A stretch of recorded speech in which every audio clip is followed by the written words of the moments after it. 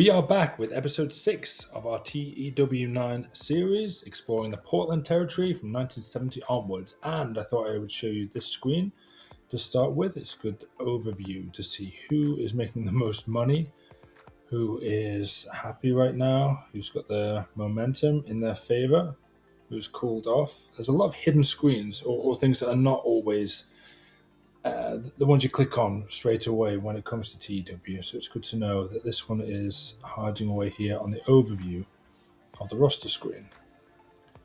You can see who is got poor morale, and you can click on them and you can see sometimes why they're not happy. Skills, popularity, attributes, and his morale. Talk to worker. There's lots of other things you can do here as well. So I don't tend to do too much, but we will do as the game goes on. But the overview screen is very good just to see. Okay, most people are pleased, happy, or very happy. And we recently have got a 11,300 pay per month to Lance Russell, and we're going to debut him tomorrow night at the Portland Wrestling TV show. We've got a TV show and Antonio Inoki, if rumors are to be believed, is in the building. He will be doing a title defense. And we can decide if he's going to keep the title or if he's going to not be successful on this one. We know he is in a feud with Dutch Savage. So, NWA World title change. Big news. Wahoo McDaniel won the belt last night at GAC. Wow. Let's have a look what happened there. Golf Athletic Club. We saw that's the promotion in Texas. Let's have a look at their show history. So, Wahoo McDaniel defeated Johnny Valentine for the World Heavyweight title. So, big news, big things are happening in the world, but none bigger than our show on Saturday night. Here we are. We are going to go to Portland and we are going to do some wrestling. It's going to be some wrestling. It's going to be a good time. Give the night off. I don't think we can afford to give anyone the night off. The venue. I think we're going to go for the Portland Sports Arena. Everything's still rising here. Expecting 2,300 fans, same as last week. We shouldn't look for a bigger or a better place right now. For our TV shows, about 2,000 people is an optimal number, I think. Booking team meeting. Recently joining the booking team, by the way, is Inoki himself. So let's have a look. Spend creative energy. Thinking. Storyline idea? Yes. Okay. Angle idea? Yes. Creative finish? Yes. And these are all generic things, so that's good. Locker room incidents. This is where you roll the dice. Let's see what happens. Apparently, the pair of Kurt Von Steiger and Keith Jackson have been hanging out a lot recently. Keith, by the way, we're going to start running as our microphone guy interviewing the wrestlers. He has been not kicked off unceremoniously. He has been moved to behind the mic interviewing wrestlers position after Lance Russell has now taken his job. Or usurped him, whichever way you want to look at it. Kurt Von Steiger has a stalwart personality and is currently pleased. Keith Jackson is professional and he's currently happy. Carl Von Steiger and Paul Diamond are hanging out recently. I haven't seen Paul Diamond in years. Is he actually there? Okay, that's good. That could be his professionalism might be rubbing off on him. He might turn up for work every now and again. Dick Murdoch and butted heads backstage and both furious with each other. Okay, what have they been up to there? Inoki is the trainer and he's running safety drills? No, basics of safety. Maybe fire drills, who knows? This is where the best exit is. For Dusty Rhodes, Dick Murdoch, Roddy Piper, and Tiger Chun-Li. So you've got to remember, it's just 1970. These guys are, and Dusty and Dick Murdoch, they have been wrestling for a while, but they're rookies, I suppose, in this game. Roddy Piper certainly is. Okay, no fans getting into fights, nobody trying to set the backstage on fire. It's not like any locker room I've been in. It's good. Team bonding. Yes. Nothing noteworthy came from it. All right. Okay, so that was our last event here. As I said, we've got the good tag team main event. So I think singles main event. We're closing in on our end of the month show. We want to do something a bit special here. Absent workers. So Ray Stevens is not here today. Frankie Lane is out injured. We know Chris Cole, he's got an injury as well, where he can work through that injury. So we could put him in a match, but it might not be the best for his health. We know his tag partner is going through some issues as well. So I wouldn't trust them in a tag team. I mean, who's going to hold up the business end of that one? And the Claw, again, he's also missing. But Inoki is here. And Paul Diamond. Paul Diamond is in the building. So we had a creative boost to a storyline. Which one should we choose? I think, because we look at the ratings here, the one that's got the lowest, because of the star power involved, is these two. I mean, doing promos, they've been attacking each other. And I think we're going to have a tag match where they're on either side this week. Since Dick Murdoch is here, and both Dusty and him are the Texas Outlaws. Storyline idea, deploy, yes. And it will be, the impact will be judged next time it is advanced. And I think on this one, it's going to be a good place for the next one. So these two, we'll see what effect this has. Let's start from the top. Let's start with the main event. The main event of the evening, ladies and gentlemen. What do we have? Should we put a gimmick match in? Bamboo Jail. Remember that when the great Khali had a Punjabi prison match? Do we want to subject the fans to that one? I don't think so. A lumberjack match. Prevent other wrestlers from trying to leave the ring. Could be interesting. So, could we have Inoki versus Dutch Savage? Because we know we've been building him up, he's been beating people here. Doesn't seem to be any problems so far. Staff. Frank is there, and we've got Lance Russell, hopefully to give a boost here. Jack Lotz, top referee, Don Owen, one of the best people there psychologically. And we're going to put the title on the line. It's a lumberjack match. It's a favorite. A lumberjack match says it was invented in the Northwest Territories where there was a lot of lumberjacks, and the idea that lumberjacks would get in a ring so two fellas would sort out their differences, and obviously that idea then taken to wrestling. About 12 minutes, steal the show. Winner, Inoki. And this is a little bit of foreshadowing because I think Inoki's still going to be very much involved in his Japanese work and with the JWA, and he won't be available for our next show. So we'll see what we can do there. Advance the storyline.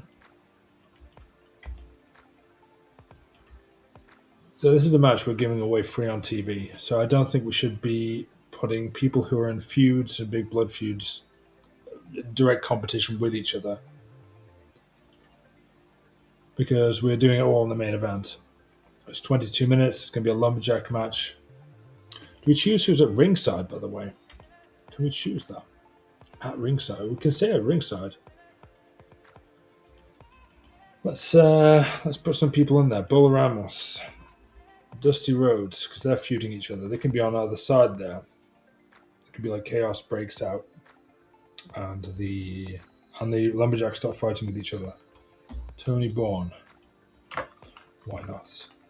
And he is facing Gene Knitsky, who will complain he's got too much to do on the show. He'd be like, I just want to get in my car and go home. We're like, no, Gene, you're going to go out and you're going to be in the main event and you're going to stand at ringside as a lumberjack.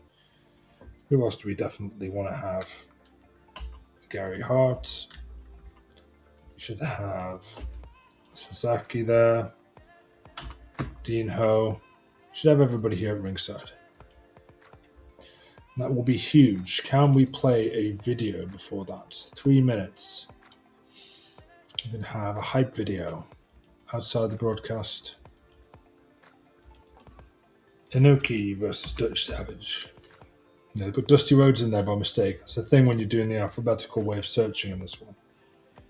Hype for main event. Yes. So, a recap going through the drama that has led us to this point. The Lumberjack main event. Could we add an angle idea here? We can do. Just to give it a boost. We're just putting all our eggs in one basket, and you can tell I kind of want this main event to be a thing that is remembered for generations. And people see it on the TV, and it's the free main event, and they will buy tickets to come see our shows because they assume it's going to be just as good when they see that. So I think a storyline-driven tag match there for our semi-main event, or let's say the cool-down segment. We've got a lot of tag teams available here. Evil Incarnate Ultra. Oh yeah, that's what I made there. Both heels. Oh, we could use them later on there. They've got some feuds going on. But the Texas Outlaws, NWA Texas Tag Team Champions, Dusty Rhodes and Dick Murdoch. And I wanted them to be against... We'll do singles, heels.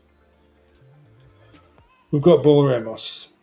He is an unimportant heel. Brawler type, bulky, 6'2". Not great momentum. So we've got a big babyface main event winning. I think we could have, a medium style heel.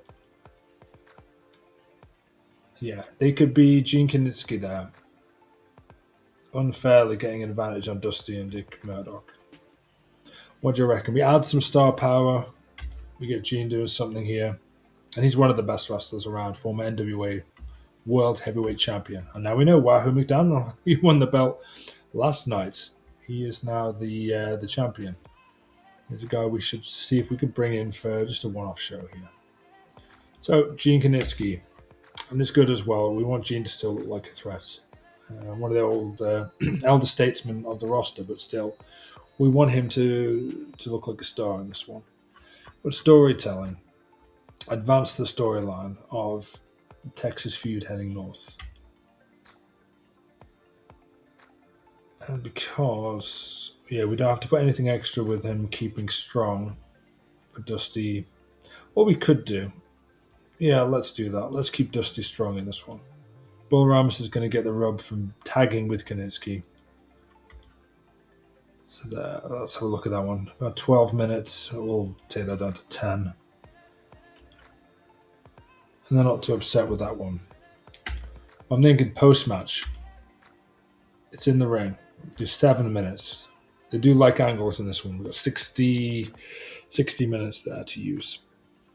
Saving the day. We're going to have Gene Kinitsky after their victory here with Bull Ramos.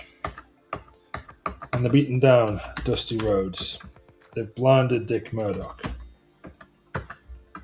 Making it ultra dramatic here. And who comes down to save the day? Yeah, it's going to be tough. Tony Bourne. Of course it is. Tony saves the Outlaws.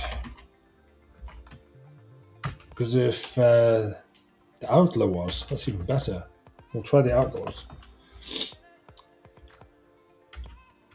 So Tony gets the Outlaws out of trouble when Bull Ramos tries to blind Dusty Rhodes. Can we add an angle idea here? Currently assigned, yes. We'll skip that one. We'll see what happens.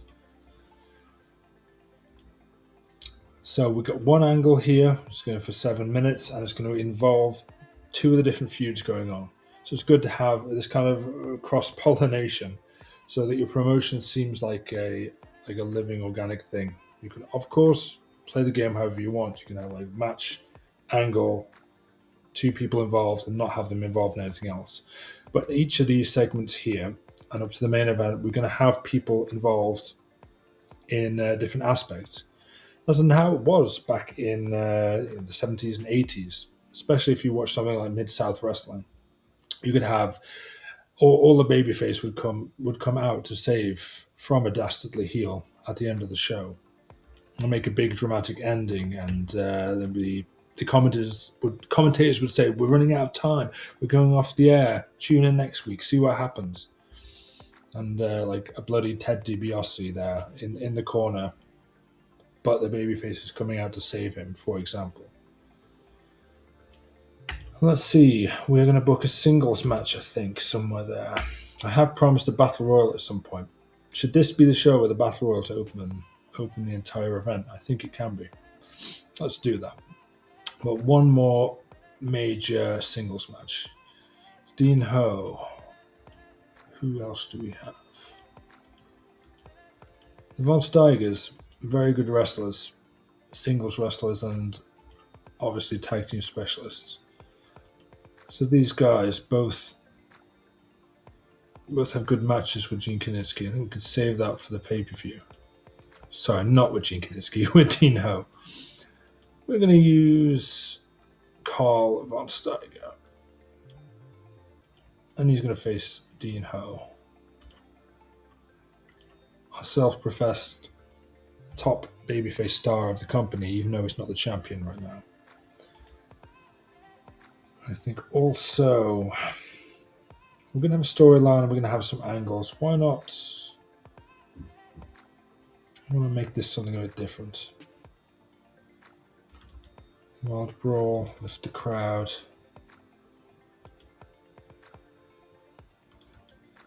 Car crash, would that be good for a TV match at this time? I'm not sure. High spots. Flashy aerial spots. I don't know if these guys can do that. Hardcore, Wild Brawl. Exciting content, the crowd's warmed up properly. I think we can warm up the crowd. It's done about 9 minutes. Dean Ho victorious. Wild Brawl. And it will be because of a botched finish. Because Kurt Von Steiger and his brother Carl Von Steiger will hit him, causing the finish. So we won't have any of the enemies here being a part of this.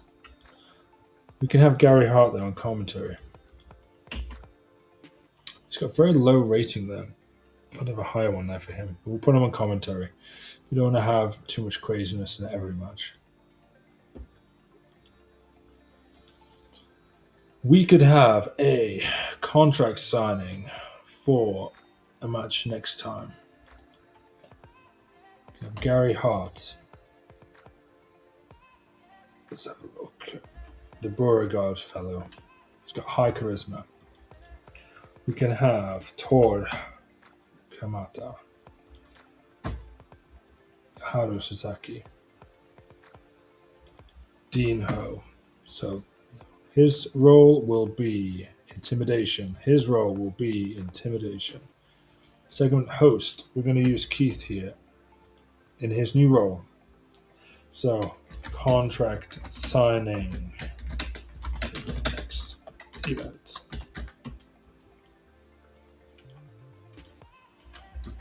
Dean Ho signs a contract to face Tor Kamata at the next big Portland wrestling event.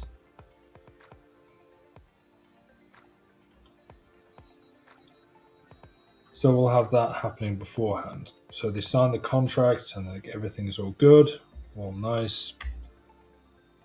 The Von Steigers, Kurt Von Steiger has the match for Dean Ho.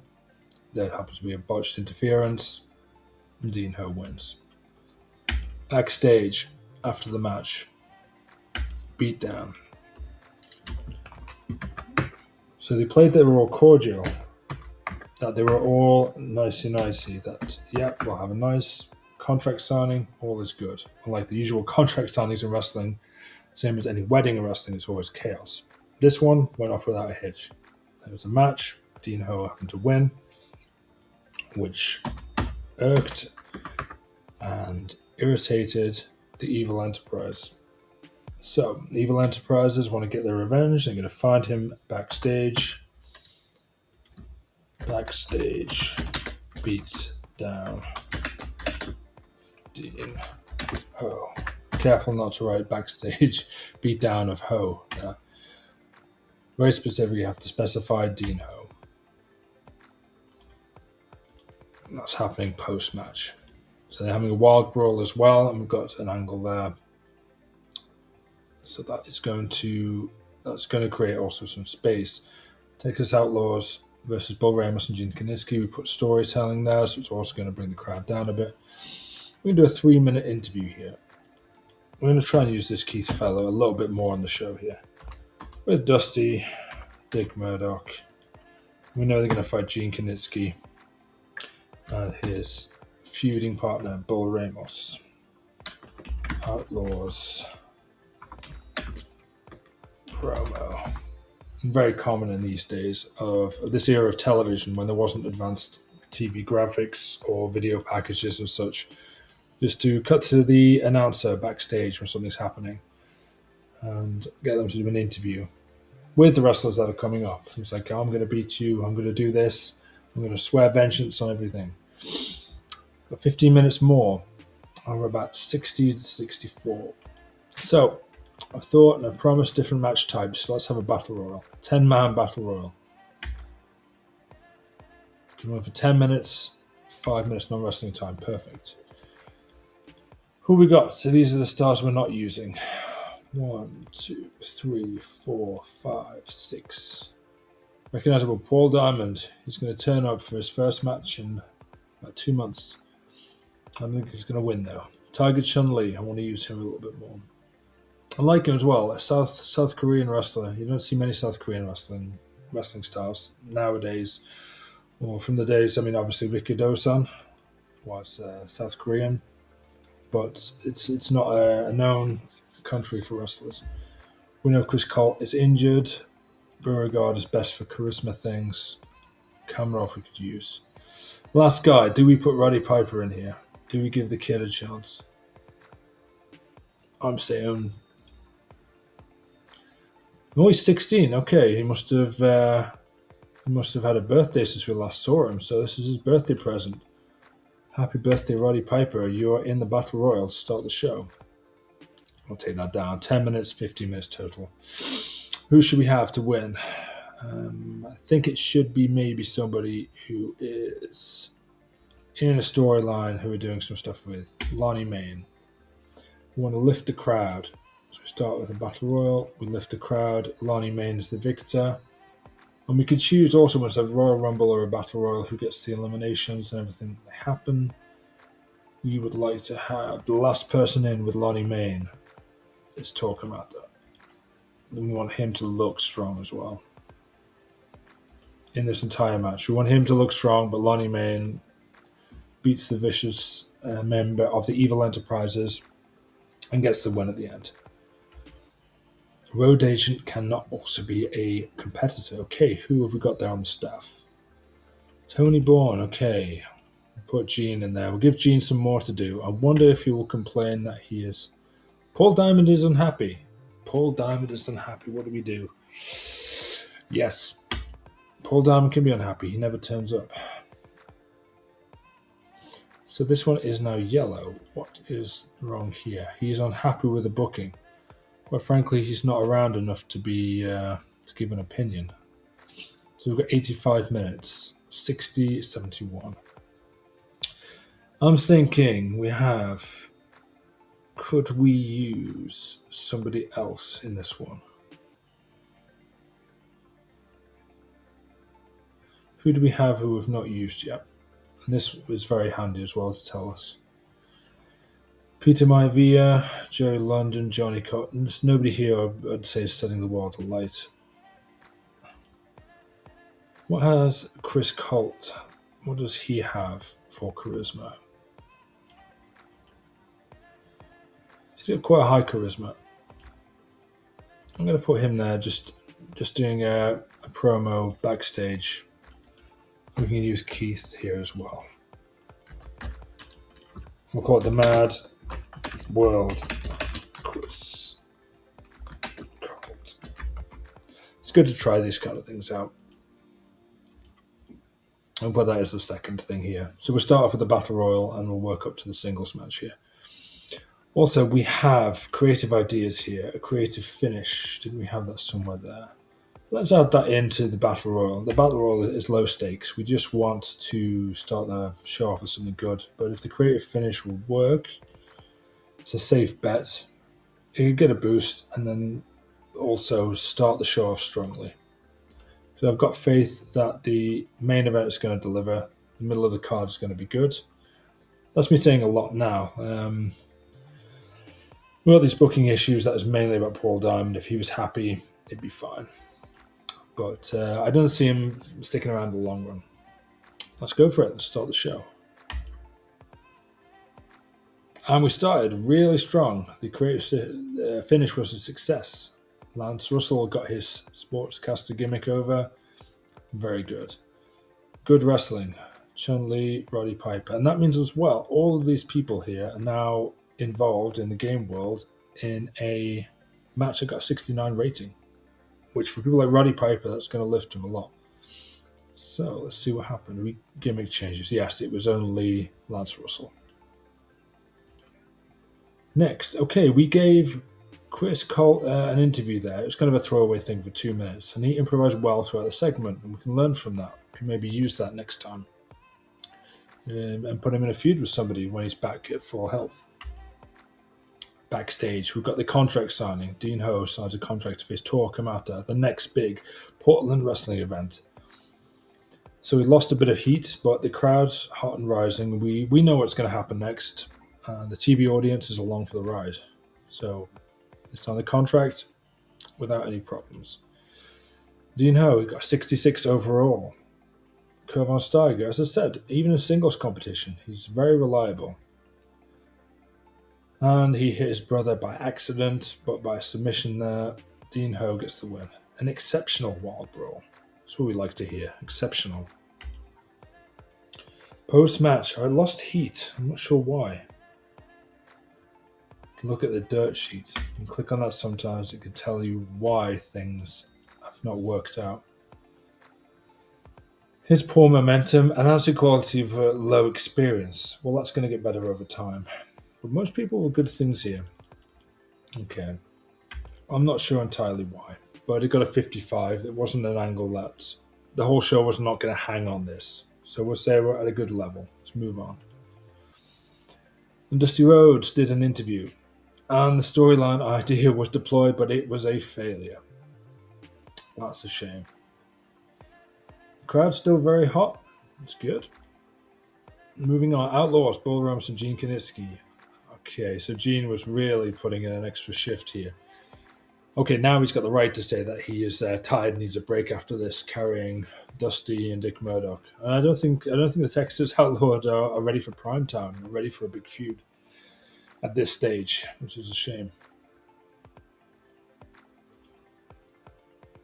And Tony and the Outlaws out of trouble. So the angle was really good, and that gained heat for Kinitsky and Bourne. But I think it's Tony, Bourne, and Gene who are pulling these other guys up. But that's good. You can pull up and you can make the card better. So it gives the younger guys an advantage.